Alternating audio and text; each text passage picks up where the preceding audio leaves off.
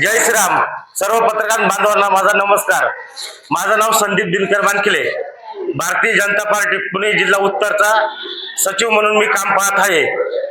आता सध्या मंचर येथे नगरपंचायतचं इलेक्शन चालू आहे आणि त्या दृष्टीने आज ही आपण पत्रकार परिषद घेत आहे. तर पत्रकार परिषदेचा मुख्य आजचा मुद्दा म्हणजे जे आज महायुती व आरोप प्रत्यारोप होतात किंवा उमेदवारांचा जो प्रचार चालू आहे हा मुख्य मुद्दा आहे. ह्या अनुषंगाने आता ज्या घटना झाल्यात त्या दृष्टीने मी तुम्हाला सांगत आहे की सर्वप्रथम महायुती करण्यासंदर्भात आम्हाला सर्वप्रथम आबा सोनवणे हे प्रभारी म्हणून आले होते. ते मंचरला आल्यानंतर त्यांनी इथं एक दौरा केला. मंचर शहरामध्ये सर्व उमेदवार असतील, इच्छुक उमेदवार असतील किंवा सर्व नेते असतील यांच्या प्रतिक्रिया जाणून घेतल्या आणि त्याच्यानंतर त्यांनी तसा रिपोर्ट आपल्या जिल्ह्याचे जिल्हाध्यक्ष प्रदीप दादा कंद यांना पाठवला. त्यानंतर काही दिवसामध्ये आपले भोसरीचे दमदार आमदार माननीय महेशदादा लांडगे यांची भारतीय जनता पार्टी पुणे जिल्हा उत्तर निवडणूक प्रमुख म्हणून नेमणूक झाली.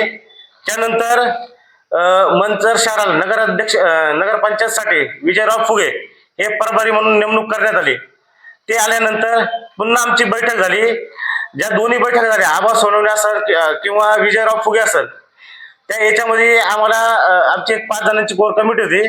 कोर कमिटीमध्ये बोलावलं आणि तिथं आम्हाला विचारलं कसं करायला लागेल, महायुतीत लढायचं का सेपरेट लढायचं. तर प्रत्येकाने आपापली मतं मांडली. तर त्यानंतर मग त्यांनी तो रिपोर्ट टोटल रिपोर्ट महेशदादांना सांगितलं. महेशदादांनी परत पुन्हा एकदा आमची पुणे येथे मीटिंग घेतली आणि मीटिंग घेतल्यानंतर तर तिथं असं सांगितलं की आपल्याला स्वभाव जर लढायचं असेल तर आपली पूर्ण तयारी करा आणि स्वभाव जर लढता येत नसेल तर महायुती करायचं असेल तर कसं असेल ते रिपोर्ट करा. तुम्ही तुमची तयारी पूर्ण करा. त्याच्यानंतर आम्ही मंचर शहरामध्ये सर्वे घेऊ, आमची लोक पाठवू, प्रभारी पाठवू आणि त्यानंतर जो निर्णय होईल तो आम्ही वरिष्ठ पातळीवर घेऊ. तर त्यानंतर महेशदादांनी आणि आपले दोन्ही प्रभारी जे होते कोर कमिटी होती ती सर्व मंचर शहरामध्ये आली. त्यांनी इच्छुकांच्या मुलाखती घेतल्या. मुलाखतीमध्ये बऱ्याचशा ठिकाणी त्यांना इच्छुक उमेदवार काही ठिकाणी सापडले नाही. त्याच्यानंतर त्यांनी परत काही आपल्या ज्या मातृ संघटना आहेत त्यांच्या मार्फतही भरपूर ठिकाणी माहिती घेतली. मंचर शहरामध्ये बरीचशी म्हणजे एक यंत्रणा लावली होती त्यांनी की कसं करता येईल, काय करता येईल आणि एक सर्वे घेतला मंचर शहरामध्ये काय होणार काय नाही. आणि त्याच्यानंतर महेशदादा यांनी महायुतीची घोषणा केली. म्हणजे टोटल जी परिस्थिती होती त्याचा आढावा घेऊन महायुतीची घोषणा केली. आणि इथं त्यांनी आपले हे असतील म्हणजे माननीय नामदार दिलीपरावजी वळसे पाटील असतील, माजी खासदार आपले शिवाजीदादा आढळराव पाटील असतील, ह्या सर्वांसह त्यांनी वरिष्ठ लेवलवर चर्चा केली. आणि त्यांनी महायुतीचा सर्व राष्ट्रवादी काँग्रेसचे पदाधिकारी असन, भारतीय जनता पक्षाचे पदाधिकारी असन यांनी सर्वांनी एकत्र येऊन महेशदादा यांच्या नेतृत्वाखाली असन, प्रदीपदादा कंद असन, आपले माननीय मुरली अण्णा मोळ असतील, आपले शिवाजीदादा आढळराव असतील, माननीय नामदार दिलीपरावजी वळसे पाटील असतील यांच्या नेतृत्वाखाली महायुती करायचा निर्णय घेतला आणि त्याच्यानंतर पुढची प्रक्रिया चालू झाली.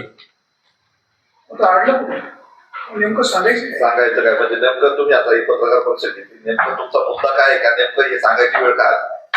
आता ह्या मुद्द्यामध्ये असं झालं की आपले एक भाजपचे उमेदवार होते संजय शेठ थोरात. त्यांना ज्यावेळेस युतीची बोलणी चालू होती तर बोलणी चालू असताना आपले प्रभारी होते त्यांच्या समोर किंवा आपले वरिष्ठ नेते होते यांच्या समोर क्लिअर सर्वांनी सांगितलं होतं की आपण महायुती जर करायची असेल करू आणि त्याच्यामध्ये आपण 6 नंबरचं सीट आहे तुमच्या घराला देऊ आणि तिथून आपण उपनगराध्यक्ष होऊ. हा शेवटपर्यंत प्रयत्न होता. म्हणजे ज्यावेळेस आपले आबा सोनवणे आले, विजयराव फुगे आले, महेशदादांच्या समोर हे विषय झाले, त्याच्यानंतर आपल्या बैठका झाल्या, त्यात एक कंटिन्यू हा विषय चालू होता. परंतु आमचे संजय शेठ थोरात जे आहेत त्यांना नगराध्यक्ष पदावरच व्हायचं होतं आणि त्यामुळं जर नगराध्यक्ष पदाचा राष्ट्रवादी काही उमेदवार होता आणि आपल्याकडे इच्छुक उमेदवार सुद्धा नव्हते त्यामुळे ते राष्ट्रवादीला आपल्याला देणं शक्य नव्हतं. आणि आपले बरेचसे कार्यकर्ते 15-16 वर्षापासून आता जे उमेदवार पाहताय तुम्ही त्यांना सर्वसामान्य घरातले किती म्हणजे त्यांचा विचार करून कमीत कमी ते 5-6 उमेदवार आपल्या आतमध्ये गेले पाहिजे. यासाठी वरिष्ठांनी हा एक निर्णय घेतला, महायुतीचा निर्णय घेतला आणि वरिष्ठांनी जे निर्णय दिलेत त्या निर्णयाचं आम्ही तंतोतंत पालन करीत आहोत. म्हणजे भारतीय जनता पक्षाची नगराध्यक्ष पदाची मंचामध्ये क्षमता नव्हती म्हणून तुम्ही राष्ट्रवादी काँग्रेसबरोबर युती केली. नाही, तो जो ठरवायचा अधिकार आहे तो वरिष्ठांचा होता, देण्यात घ्या. त्यांनी तर सर्वे केला आणि त्यानुसार त्यांनी निर्णय घेतला आहे. समोरच्यांनी जी बंडखोरी केली तेव्हा ते बैठकीला होते, बैठकीला होते. त्यांनी ते मान्य केलं. हम्म. नंतर असं काय घडलं? नाही, बंडखोरीचं वरिष्ठांनी मान्य केलं नव्हतं, देण्यात घ्या.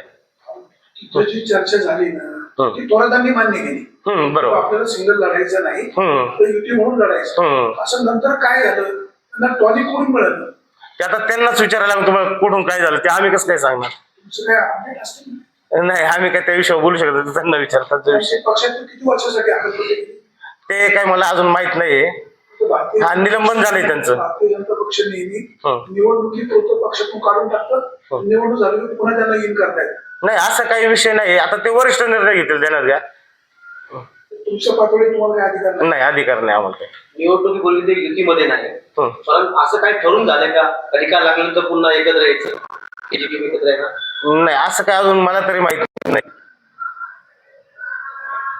आता जे चालू आहे आता मंचर नगरपंचायत समन्वयाने काम चालू आहे का? काही अंतर वाटतंय बाबा दोन्ही पक्षात, राष्ट्रवादी आणि भाजपमध्ये? नाही, पूर्णपणे समन्वयाने काम चालू आहे. अंतर कुठंही काही नाहीये. कुठं काही किरकोळ गोष्टी होत असतात प्रत्येक इलेक्शन मध्ये, आम्ही सर्व नेते एकत्र येतो, एकत्र बसतो आणि प्रत्येक याच्यावर तोडगा काढतोय. आता सर्व कार्यकर्ते एकत्र फिरताना दिसतात का? हा, सर्वच्या सर्व महायुतीचे कार्यकर्ते जे आहेत ते एकत्र येतात, एकत्र फिरतायत आता सध्या. काय वातावरण वाटतंय, कसं वाटतंय काय? वातावरण पूर्णपणे पॉझिटिव्ह आहे. आमचा नगराध्यक्ष पदाचा उमेदवार संपूर्ण बहुमताने निवडून आणि 17 एक तर बिनविरोध झाले. उरलेले 16च्या 16 नगरसेवक हे पूर्ण बहुमताने आमचे निवडून येतील. शिवसेनेने पाठिंबा दिला म्हणूनच वंदनाताई जे आहेत त्या निवडून आल्या. हे तर स्पष्ट आहे, त्यांनी पाठिंबा दिला हे स्पष्ट आहे. तुम्हाला काय वाटतं, त्यांनी पण पाठिंबा दिला त्याबद्दल काय प्रतिक्रिया? काही नाही, त्यांनी पाठिंबा दिला असेल तो त्यांचा म्हणजे विषय असा, अन्नविषय प्रेम असेल त्यांचा किंवा काय असेल तो त्यांना माहिती आहे. त्या प्रक्रियेमध्ये मी नव्हतो त्यांना. जयशिंगराव, तुम्ही जरा ज्येष्ठ जाणकार आहे, नेमकं चाललंय काय? त्यांना अशी अवदसा काय ठेवली? कोणाला? ज्यांनी बंडखोरी केली त्यांना? नाही, पक्षाने खूप समजून सांगितलं, वरिष्ठांनी समजून सांगितलं, महायुतीतल्या राष्ट्रवादीच्या नेत्यांनी समजून सांगितलं, पण त्यांची मानसिकता ऐकून घ्यायची नव्हती. त्यांची इच्छा पूर्णपणे अध्यक्षपदासाठी ती जागृत झाली होती, म्हणून त्यांनी तो हट्ट धरला होता. त्या हट्टाला वरिष्ठांनी काही दाद दिली नाही, कारण वरिष्ठांनी सगळ्या कार्यकर्त्यांना उमेदवारांना विश्वासात घेऊन मग त्यांना तो निर्णय दिला का आपण जर माहितीतून लढलो तर आपली बाजू भक्कमपणे आपले 3, 4 ते 5 नगरसेवक आपले मध्ये जातील, हा विषय होता. त्यामुळं त्याला मान्य नाही झालं, त्यामुळं ते वरिष्ठांचा जुगारला त्यांनी स्वपक्षाचा नारा दिला, म्हणजे सोबळाचा नारा दिला त्यांनी स्वतःच्या. त्यामुळे काही पक्षाचं नुकसान होईल असं वाटतंय का काय तुम्हाला? नाही, पक्ष भारतीय जनता पार्टी हा पक्षच असा आहे, हा कोणाच्या एकट्या मालकीचा नाही. इथं संघटनेला फार महत्व असतं आणि संघटनेला सोडून जर काही करायला गेला तर कार्यकर्ता अडचण देतो. हे इथून मागचा इतिहास तसा आहे. तुम्ही आता महायुतीचा प्रचार करता, त्यांनी जो उमेदवार उभा केला आहे त्यांना पराभूत करा असं तुम्ही म्हणाले नाही. काय म्हणले? तुम्ही महायुतीचा प्रचार चालू आहे, हो, म्हणजे बानखिले ताईंचा, परंतु ज्यांनी बंडखोरी केली आहे त्यांना पराभूत करा असं तुम्ही म्हणाले नाही. नाही, आता हे बघा, विषय असा आहे, कोणाला पराभूत करायचं याच्यापेक्षा आम्हाला माहितीचा उमेदवार निवडून आणायचा आहे, याच्यावर आमचा प्रचाराचा भर जास्त आहे. भारतीय जनता पक्ष निवडणुका लागल्या, शिस्त पाळली नाही त्यांना पक्षातून काढून टाकलं. निवडणुका झाल्या त्यांना सन्मानाने पुन्हा सोबरे बोलवता. थोरात कुटुंबांना पुन्हा असंच निर्णय घेतला जाईल का? हा निलंबनाचा निर्णय सुद्धा भारतीय जनता पार्टीच्या वरिष्ठ नेत्यांनी घेतलेला आहे आणि पुन्हा काय करायचं काय नाही करायचं, निलंबनाचा आणि स्वीकारायचा हा विषय अद्याप तालुक्यातल्या पदाधिकाऱ्यांचा नाही, हा वरिष्ठ नेत्यांचा विषय आहे. ग्राउंड रिपोर्ट घेतल्याशिवाय, माहिती घेतल्याशिवाय नेते निर्णय घेत नाही. तुम्ही त्यांना असं सांगणार का त्यांना पुन्हा पक्षात घ्यायचंच नाही? सांगू शकतो आम्ही. तो बाहेरचा विषय, त्यांनी साड्या वाटल्या आणि ते सगळं मला वाटतं काही चॅनलला ते व्हायरल पण केलेलं आहे, सगळं फार खेडेगावात पोहोचली ती बातमी. ऑब्जेक्शन नाही का? साड्या वाटण्या याला संमती का? अजिबात नाही. ते हा विषय या नगरपंचायतीच्या निवडणुकीमध्ये साड्या वाटणे हा सुद्धा कायद्याने गुन्हा आहे. त्या संदर्भात निवडणूक आयोग तक्रार करणार? हो, तक्रार होणार त्यांच्या विरोधात. कधी तक्रार येऊन काय आता उद्या परवा तर मतदान आहे. आता माहितीचे आमचे वरिष्ठ नेते आज संध्याकाळपर्यंत निर्णय घेऊन गुन्हा दाखल व्हायची शक्यता आजच आम्हाला वाटते तसं. निवडणूक मंचर नगरपंचायतीची आहे, तुम्ही स्थानिक नेते सुद्धा गुन्हा दाखल करू शकता ना, कशाची वाट पाहता? तुम्ही थांबा, संध्याकाळपर्यंत गुन्हा दाखल होईल. मनसरकरांना भाजपचं काय आव्हान? हे बघा, भाजपने लोकसभेला महायुतीमध्ये कार्यकर्त्यांनी स्वतःला झोकून देऊन काम केलं, विधानसभेला तेवढीच ताकद लावून काम केलं.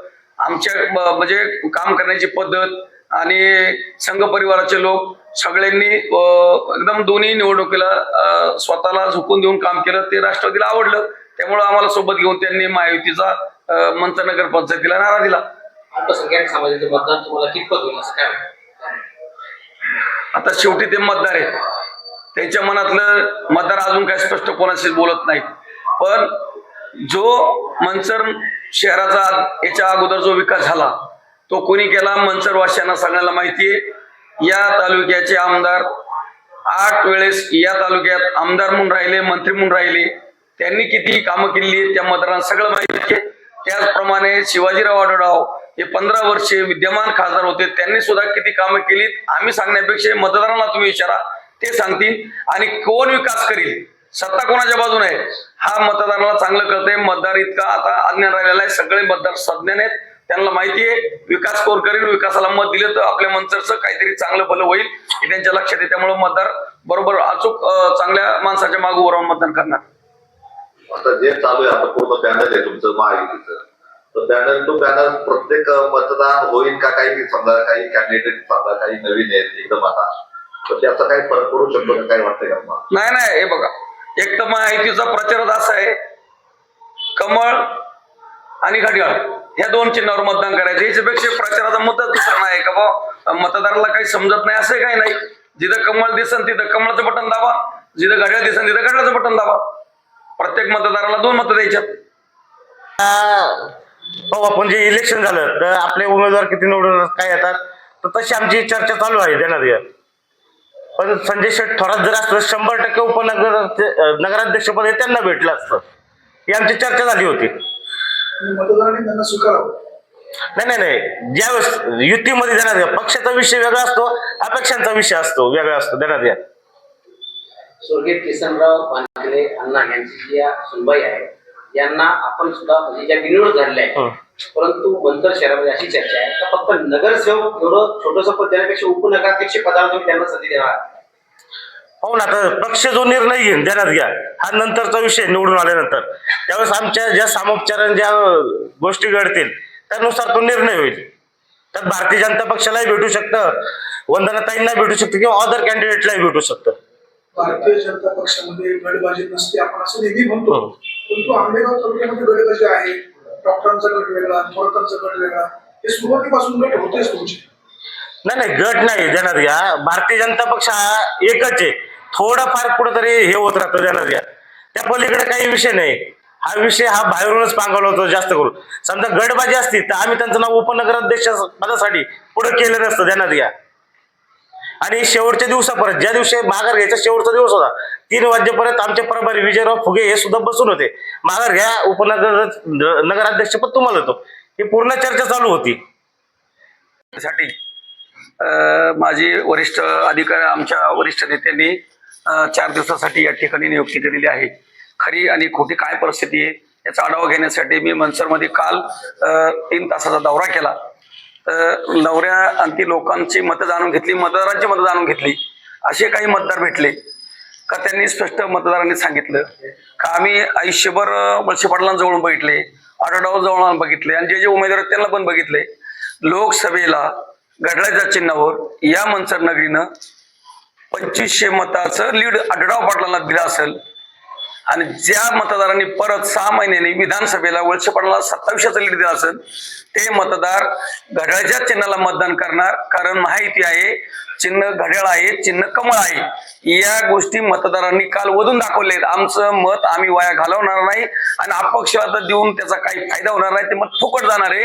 मतदार इतके हुशार आहेत का ते मत विकासाच्या कामी लावणार आहेत, चांगल्या माणसाच्या पाशी ते मत पाठवणार आहेत. ही काल प्रतिक्रिया मी मंचरमध्ये माझ्या कानाने ऐकली, माझ्या समोर लोकांनी बोलून दाखवली. अपक्षाला मत देऊन मंचर वाया जाईल, काय अपक्ष ते आमच्या लक्षात पण नाही, पण उमेदवारांची नावं त्यांना माहिती होती, गट त्यांना प्रभाग सांगता आला, ज्याने त्याने आपला वाढ सांगितला आणि आपलं मत कोणाला देणे. जवळजवळ 70% लोकांनी आपली मतं काल आमच्या समोर मांडली, ती आम्ही ऐकली, बघितली. त्याच्यातून प्रत्यय आला का लोकांचं मत आहे मंचर नगरीच्या विकासाला मत म्हणजे महायुतीच्या घड्याळाला आणि कमळाच्या चिन्हाला मत द्यायचं, एवढं स्पष्ट केलं, एवढंच सांगायचे. धन्यवाद.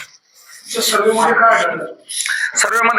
सर्वे असा नाही केला का मत लोकांचं मत काय, मंचरवासियांचं मत काय, तर त्यांचं मत हे मंचर हे शहर अतिशय सुजलम सुफलम आम्हाला दिसलं पाहिजे, याच्यासाठी आम्ही ज्यांनी विकास केला त्यांनाच मत देणार आहे, एवढंच माहिती आहे आमचं. आता जे उमेदवार उभे आहेत बीजेपी आणि राष्ट्रवादी काँग्रेस तर त्यांचं विजन आणि त्यांची कामगिरी काय असणार आहे काही किंवा